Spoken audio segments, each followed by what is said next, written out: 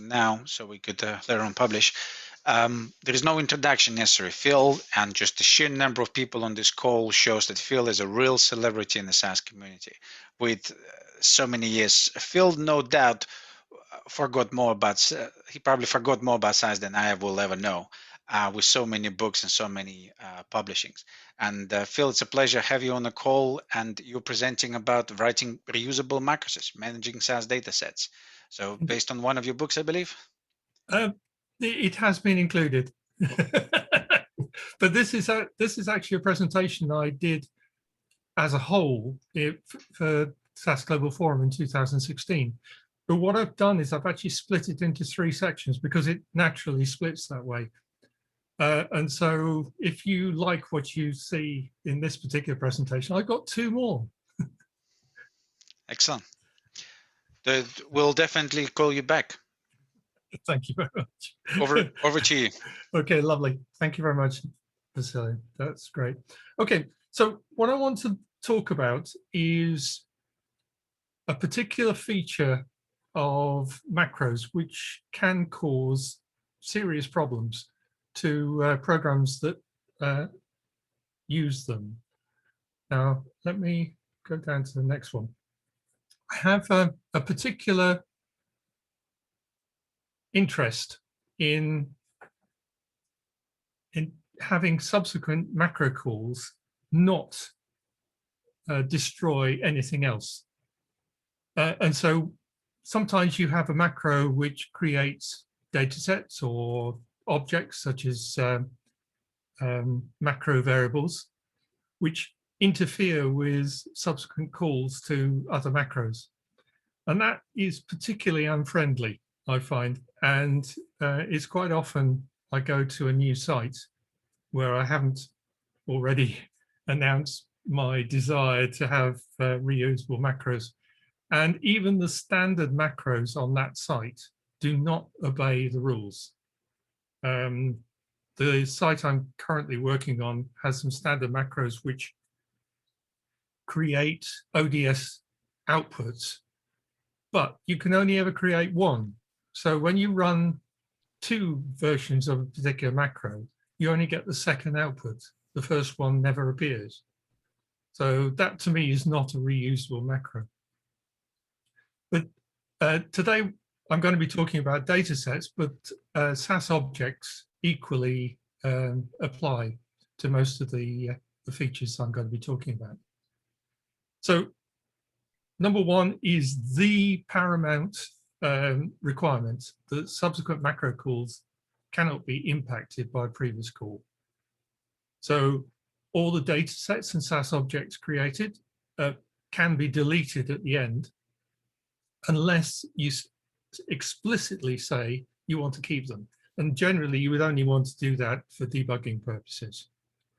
And then there's also possibility of options which are changed within the macro should be restored. But that is in fact the 3rd presentation in the series. So we'll save that for another day. There are other things that should not do. You shouldn't create anything with a name that's likely to be created outside of a macro, unless, again, the user has specified that they want that to be done. And so global macro variables, unless specifically written to do so, should not be created. And the same with SAS options, again, unless specifically requested. So let's have a look at managing SAS datasets. As I say, this is a very short presentation, but I'm expecting a large number of questions at the end, as has happened whenever I've presented this in the past. So the simplest way of doing it is to name your datasets with 2 underscores at the beginning, because it's very unlikely that you would create datasets of that form outside of macros. However, if you're doing a suite of reusable macros, it's possible that you will have to use that sort of standard of naming for more than one macro. And so to get round that, what you can do is just add in the macro name, whatever that might be, at the beginning of the data set within that macro. And that's likely to make it unique, with the exception of recursive macros, which I'll mention later on. The other advantage of having a particular name within a macro, which begins with a macro name, is that you can find all of those data sets at the end of the macro and delete them in a very quick and simple way, which means that you can tidy up afterwards. And housekeeping is another feature which may be of use to making sure that you don't annoy your colleagues.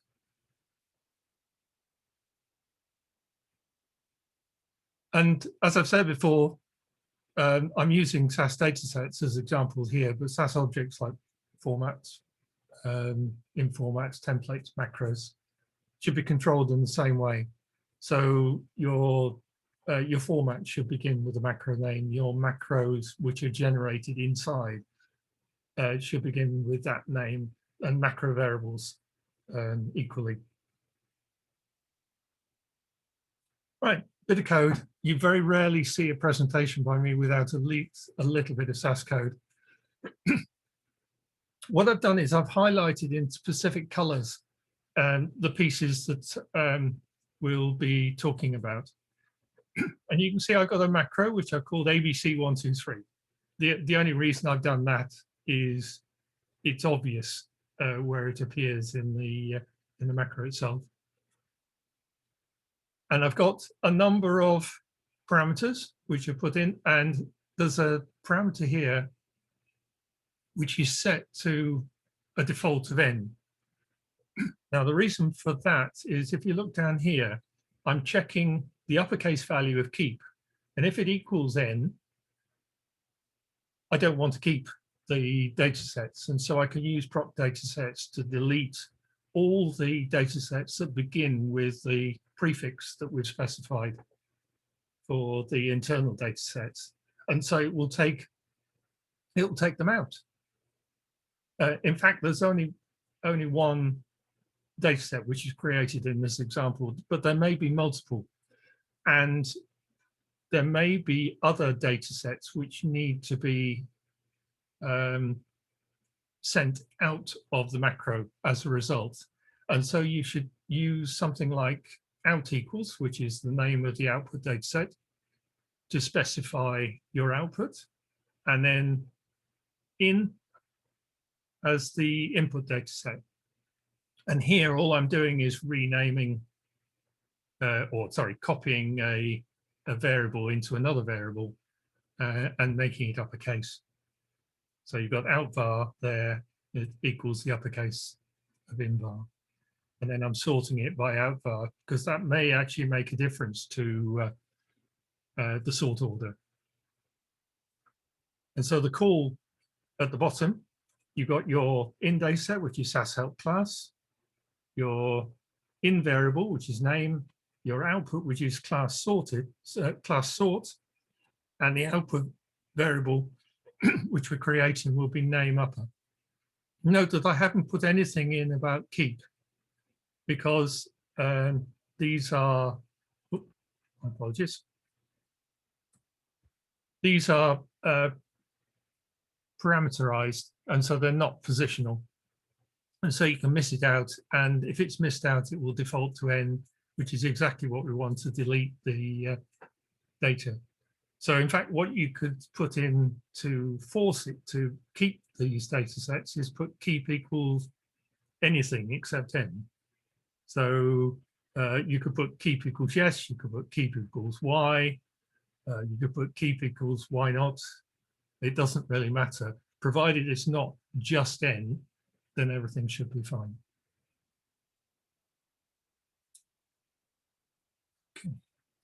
Okay. So, quick conclusions before we get to the questions. There's no complicated programming. I don't do complicated programming unless I really have to, because somebody else is going to have to pick up a program that I write in most of the environments that I work in. And so if they can't understand it, then I'm in trouble. And I suspect the company who've passed it on to another programmer, it's because I've moved on to another company. And so the company's in trouble too. As far as writing a SAS macro, you should always think about what it will create and use. And that includes SAS Datasets, macro variables, options, and make sure the only ones that can escape are the ones that the user can specify. So in the case of the macro we saw before, the escaping data set is in out. Nothing else will be created within the macro and appear outside. And so having a macro that plays nice will keep you popular and your macro users productive.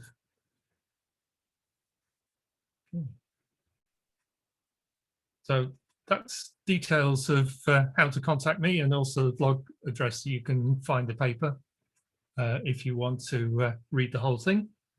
But I'm now very much open for questions. I got one. Yeah. Hi, Jonas. Hi. Do you ever save your macros in a macro catalog? To be honest, very rarely. Part of the reason for that is I'm often working on multi-platform sites. And so you have version, bit count, and other features which get in the way. And so more often than not, I put my macros into a program which is run at the beginning. And so there's less likelihood that things are going to clash in terms of bit count and version, particularly between Unix and Windows, which is the usual place where I'm working. I had difficulty with a Unix grid platform when I had macros in different directories or whatnot, which you can set up with the lib, the Mac in. You can specify more than one library. Yeah. But thanks. Yeah, you start getting well, it's not version control, it's platform control. And so putting it into a program that it doesn't take very long to run most of the formats you're going to do. Granted, it's possible to have, I think, several tens of thousands of options in a format before it runs out of space. I wouldn't recommend doing that in a program. That's the occasion when you would put it into a format catalog. That said, you don't need to call the format catalog formats, provided you've specified in the concatenation for the formats that there are other named catalogs around, then that's fine. But you need to make sure that they're all the same platform and bit rate, just to be on the safe side.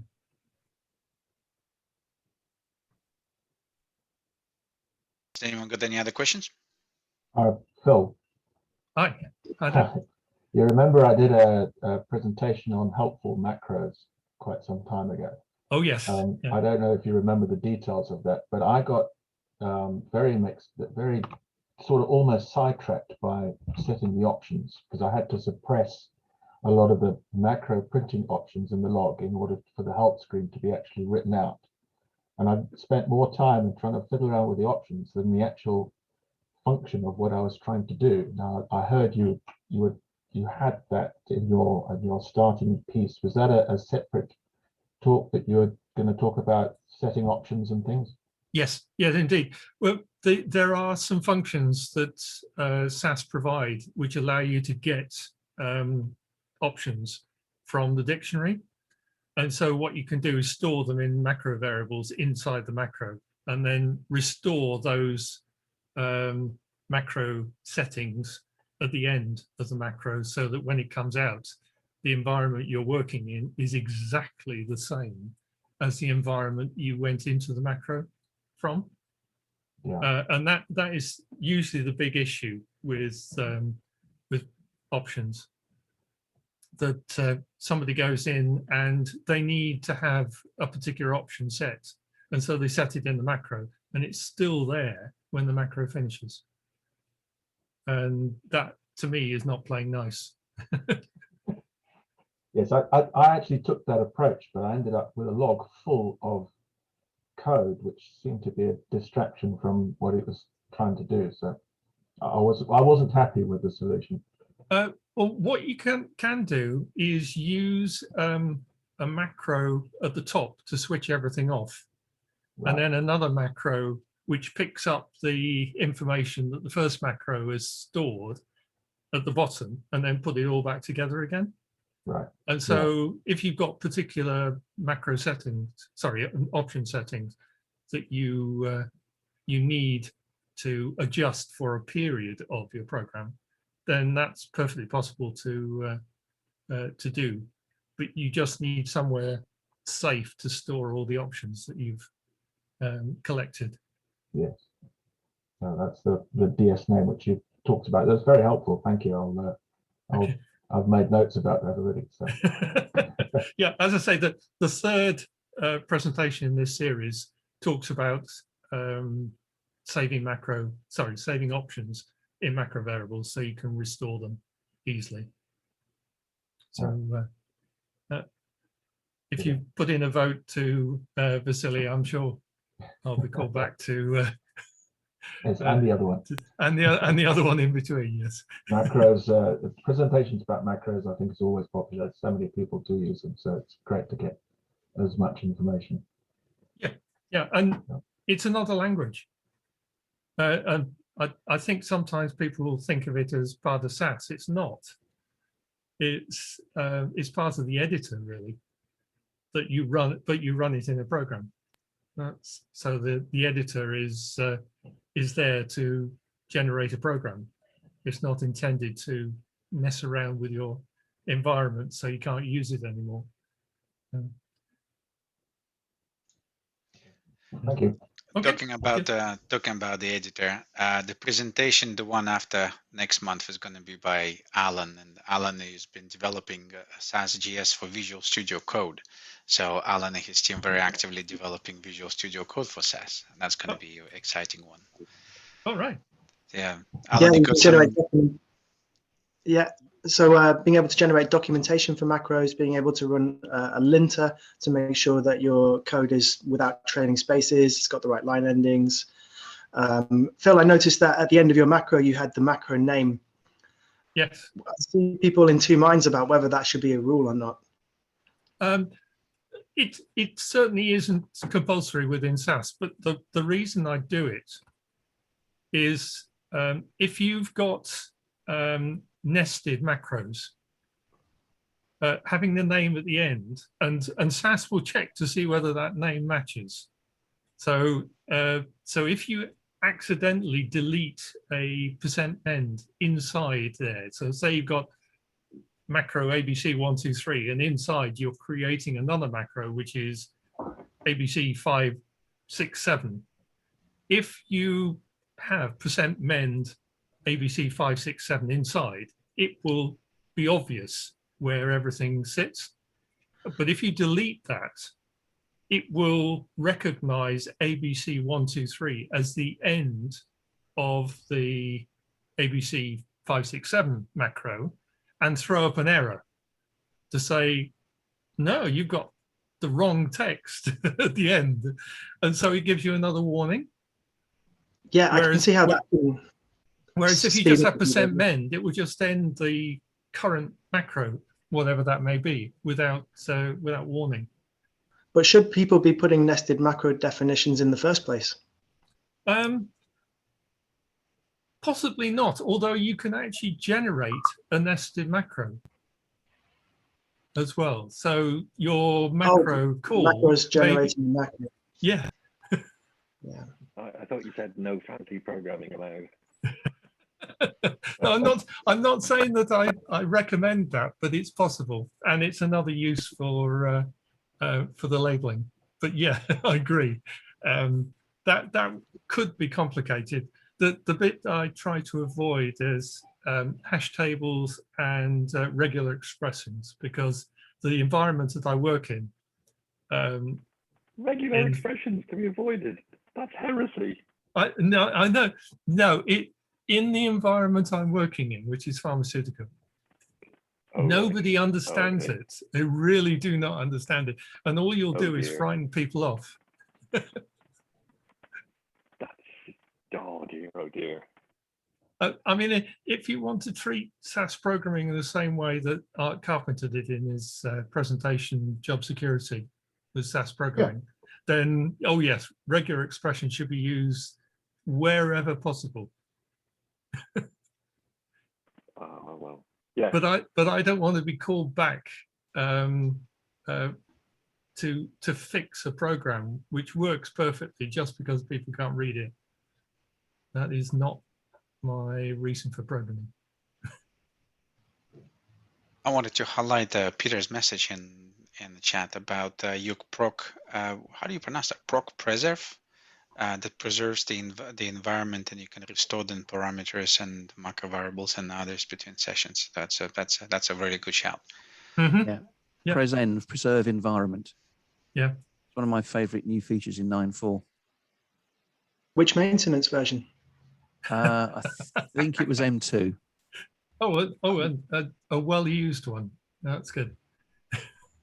Sorry, I've been in environments where the documentation had got to M6, but the site was only on M3.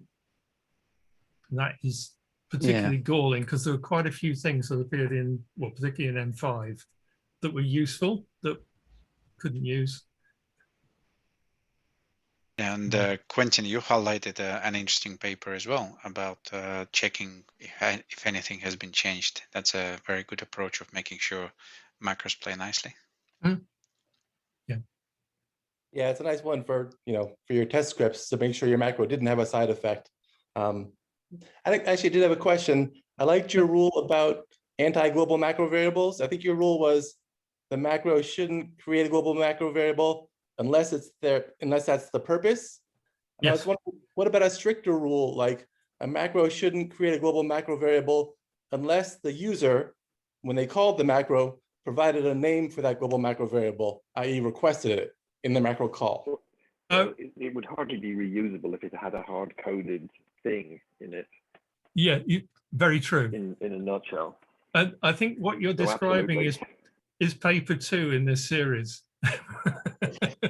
Well, I'll look forward to it then. Because that's exactly what the example does. So you can specify the global macro variable from outside a macro, and the macro creates it and then allows you to use it afterwards.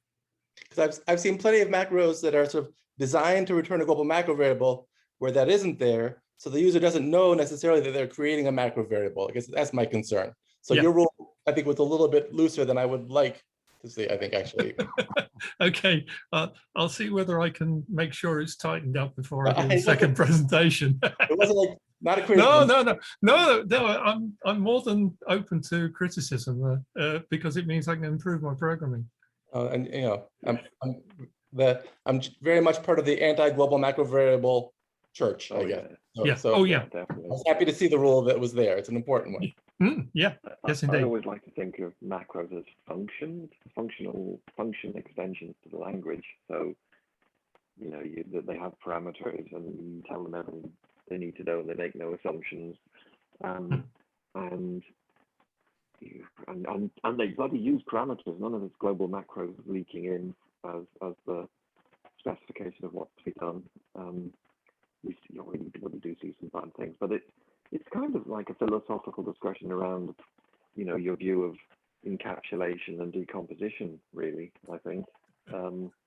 And you always, I think the point of all macros, or in my case, DI Studio user transforms, which are often macros, is that you always should be coding for generic use if you're going to do things like this.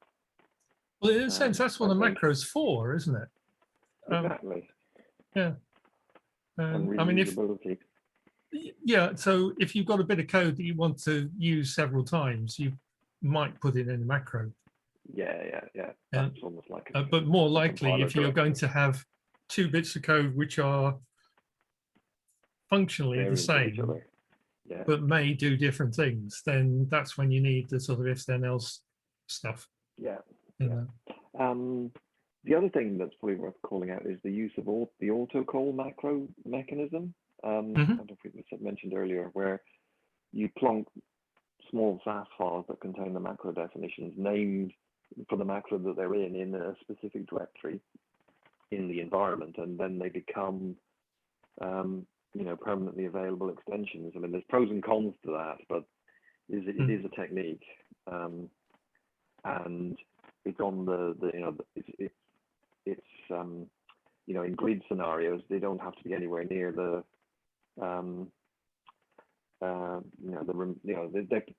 they come down as part of the SAS environment itself, in effect. Yeah. So there's no path specific stuff going on or the like. Yeah, I mean, the only risk with that is if you've got multi-platform access to a single catalog. Well, I wouldn't store any macros in the catalog in the first place. No, but it equally, datasets could be affected by that too. Oh yeah, if you've got multiple things going on, yeah. But the autocall directory will be specific to the SAS binary that you're running, in effect. So, the Linux ones will be the Linux ones, and the Windows ones will be the Windows ones if the code's moving around, but the macros aren't. I mean, my next comment is not about macros, but there is a feature to create an index for a SAS dataset. And depending on which platform the index was created, then only that platform can access that index, even though it's there. It looks like an index. So you have a Windows platform that's using the same data as Unix. That's fine. Somehow. But the index only works with one of them. Doesn't work with the other. Sure. You can do that with the like an odd setup, really. And who uses Windows anymore, for God's sake? Yes. So I was to say, you can do that with an autocall library also, actually. So you can have your autocall library, your .sas files stored on Unix. But if you got Windows users with what they can mount that via Samba or whatever, they can use those same macros, from Windows SAS. Yeah, indeed. And you could write macros so that they knew which platform they were running on, because they can query the the environment variables and various things to know, oh, this is Linux, so I better do this, or this is Windows, so I'm going to do something similar but different. But if you're into it. But you often don't need to, right? I mean, Windows is happy with the / CDIS or whatever it is does data fine. So except for things like stored format catalogs, for the most part, like I worked at a place where we had that was the standard, where we had the Unix and lots of PC users. Oh yeah. Shared library, macros, it would and be was things fine. like making X command calls. Obviously the underlying operating systems. Yeah, but less need for X command now. Yeah. No, you say. There are certain circumstances that I think where only a 30-year-old compiled executable is going to perform acceptably. Some of the abstracted calls that SAS supports for doing things are ridiculously slow. Yeah. No, I agree. I mean, nothing's perfect, but you can get a lot on that. No. Yeah. Swings and roundabouts and all things. It wouldn't be fun, or we wouldn't be employed if subtlety and insight and experience wasn't required. Yeah, it's like case sensitivity of data sets as well. That's God, yeah. Oh, don't. Okay. Well, it's dangerous too if you copy catalogs from, we'll say, Unix to the PC. It's not compatible. So people are trying that, and they say, "What's going on?" Yeah. Yeah, You got job security. I've ever used a catalog. I use format catalogs and macro catalogs. Yeah, I'm lazy to type. You know, there's like a 4-line code to ODS Excel to go from, you know, one spreadsheet tab to another one. So I just created a macro called break. So if I want to create a new tab in the spreadsheet, I would use the break and then create that macro tab name, and say there's another option to say you don't want to go from, you want to put everything in this tab. Then use break again. Neat. We're going to have to finish off. We're a little bit out of time now. Okay. So Phil, thank you very much again for excellent presentation, for great content, and great to see such a good discussion with so many people on topics. Phil, you're absolutely right. Macro is a complete essence of SAS development for so many users. So again, thank you very much, and big round of applause for Phil. Yeah, thank you. Thanks. Thanks, Good. Phil. Before everyone goes, we've got the next event on 6th of May, and it's going to be, I will be presenting that one. We talked a lot about variability for the SAS environment, and within Analytium, we've been migrating a number of SAS customers into the cloud, and that's a big topic for many customers. And what we realized after doing about 6 or 7 migrations, that type of VM in the cloud is another factor of variability for performance. And sometimes a customer just moving to another type of VM, we were able to improve performance of SAS code without changing a single line of SAS code by 20% in some cases. Very interesting. So what we've done this time, and in fact it's ongoing right now, we're testing 120 VMs in Azure with a specific SAS macro that produces a specific timing. We're not testing network, we're not testing memory, just that. So on the 6th of January, it will be my pleasure to present to you the key learning points that we got from testing the SAS code on 120 Azure VMs. So personally, I hope to see some of you on that meeting. Cool. Vasily, I was just thinking, we should get that epidemiologist lady that gave a talk a few months back on when things have quietened down for her, I suspect. But little did we know, I mean, she was absolutely brilliant, even though we thought, oh God, this is epidemiology, this is going to be tedious. But it wasn't at all. And look at, I think everybody would now go, ooh, epidemiologists, the new rock stars. Do you remember how she introduced herself at that event? Brilliant. She said, I'm the only one that counts the dead people, or something like that. Yeah, and that's dead people for a living. That is so relevant now. Yeah, exactly. Little did we know. Oh, but yeah, I'm if she's around, and I'm sure she'd have things to say. She has changed jobs since then, so she managed to change the job before the pandemic. But right. I will reach out to her and see if she's also presenting. Brilliant. Yeah.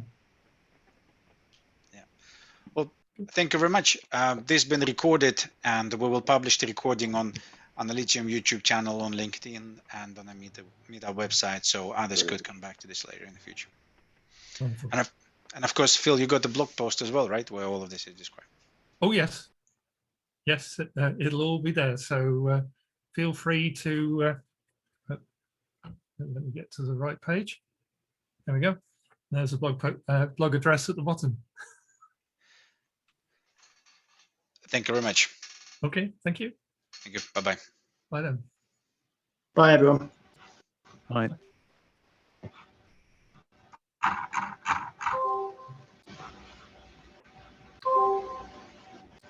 Where is the webinar going to be saved? Because I'm from a Philadelphia SAS user group executive committee, and they don't want to do any of these kind of virtual meetings.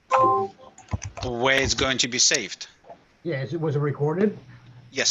Yep, it's recorded. So it's recorded as a Zoom. Then we download the MP4 file and we upload it onto our YouTube channel. And then from there, we take a link and we put it on various other social media channels. And you could find the previous recordings on our YouTube channel. All right. So what's the YouTube channel, if I can get it from the US? Yep, the YouTube channel is, give me a second. I'll open up and post a link in the chat. Yeah, I don't think we ever created a specific SUGUKI one. No, I don't think we have so, but okay. we have one for Analytium. I just invited some of my executive committee members to attend this meeting, but they don't like waking up at 6 a.m. either. Oh, shame. Oh, shame. Well, I don't mind waking up at 6 a.m. because I got to help my wife. Well, yeah, I mean, for you guys to, I mean, it's always nice to share speakers, but for you guys to come here, it might be a bit early, but maybe we could provide speakers for you guys. It's a bit easier to attend. Yeah. Absolutely. They're sort of trying Zoom now. They say maybe we can try Zoom and do a virtual meeting. But some of them are also complaining about, you know, this is a local area group, you know, in the Philadelphia area, it's mostly pharmaceutical companies. So, you know, maybe we'll get more people coming from the different pharmaceutical companies. Mhm. And we used to get one SAS employee to come out, excuse me, to come out and make a presentation, you know, once a year. A different SAS person. Vince Delgado is our favorite one. Yeah. Yeah. Mr. Data. Yeah. Mr. Still processing. Our YouTube channel is not very memorable. I don't think you will be writing it down. Okay. But what I could do, if you come back in a day or in a day or two to Meetup website, you'll find the link to this video published on it anyway. So Okay. and then from there, yeah, there's only this video going to be published there and the previous Meetup video there. Yeah. I can put it onto the blog site as well. Oh, okay. That'll be So good. so you'll get it that way, Jonas. Thanks. I'm doing my first virtual presentation at the SAS Global Forum this year. Oh, right. Oh, excellent. Oh, It's talking about using the percent scan function. okay. Well, that'll be good. But I guess you've already recorded that, right? Yes, but it's the same one, so I took it off my LinkedIn. Well, Alan is on a content board for the Global Forum. Careful what you say. I know. Well, they knew it was. They said you presented this. No, I was going to present this in the last year, but the COVID virus started and. Yeah, last Global Forum was a bit of a bummer. Yeah. This year I'm doing my enterprise guide presentation, history of. Oh, that's good. Yeah, I like enterprise guide. Well, the paper actually includes SAS Studio as well, and so it's a comparison of the two. I'm more of a batch person, so yeah, but job security. I guess. They wouldn't give me enough time to do both. Yeah, and so 20 minutes. Well, actually, the video is 30. I don't know how I managed to get away with that, but never mind. Well, they said leave 10 minutes, you know, for Q&A. So the videos are already recorded. I got to see what shirt I was wearing, so maybe I wouldn't for the Q&A it'd be a different. Yeah, maybe they'll run it quicker. Yeah, maybe. I think quite a few of us presenting. Alan is presenting, and I'm presenting as well. We've got other people in our business presenting SAS Global Forum. It's going to be quite a different experience this time. I'm still a bit confused. Sign up for this for the SAS Slack presenting as well.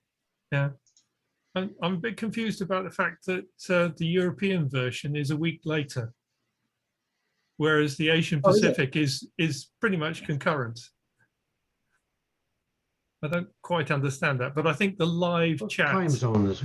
Well, I think the live chat isn't live anymore, but the European one. Yeah, and they get the speakers to man the Q&A session only for the region that they're from, in a way, which was a bit strange. I did submit through my contact the questions like, why wouldn't it be possible to come to Q&A, you know, in other regions? Because I would like to. This is me speaking at SAS Global Forum is nothing more just a marketing activity. I want to support that as much as possible. Didn't get an answer to that. Alan, maybe you can find out. I think I'm doing Q&A in the US rather than anywhere else. I got EMEA only. All right. Very strange. Right. Thank you very much. I'm going to stop the call now. And Thanks. have a nice Easter weekend. You too. Thanks. Thank you very much. Bye. Bye.